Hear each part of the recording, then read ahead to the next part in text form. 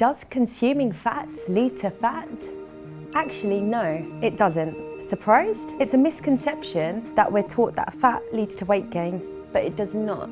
Fats are an essential macronutrient, again, for the growing health and development of your children. Fats are important for healthy brain tissue, for vision, eyesight, and skin. And also, not to forget, hormones. They are the building blocks for our growing children. What does lead to weight gain is the combination of processed fats and sugar. These commonly eaten foods can lead to weight gain over time. These include ice cream and donuts, just to mention a few. Essential fats are absolutely important too. These are omega-3s and 6s, avocados, coconut, certain cold-pressed oils such as olive oil, hemp seed oil, chia seeds, flax seeds, nuts and seeds, and nut butters such as peanut butter and almond nut butter, just to name but a few. These are the fats that are going to keep your children's energy up and also their appetite at bay, which reduces snacking and keeps them full in between meals. These essential fats may contain saturated fat, but it doesn't necessarily mean that they're bad for you. They all help the body and brain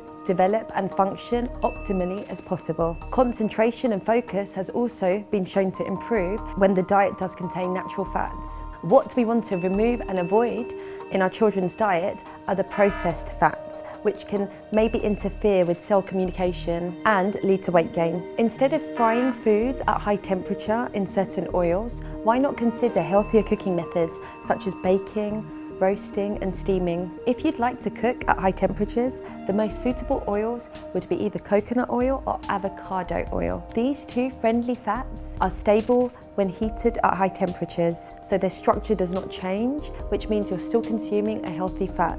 In summary, consume fats in their natural form as much as possible. They do excellent work for you and your growing children's body and brains, and avoid or reduce consumption of processed fats and those fats that have been combined with sugar. So my advice to you, go nuts and go avocado. If you found this content useful, please like and subscribe to this channel. Also, click on the link below for a summary of this video and some further recipes.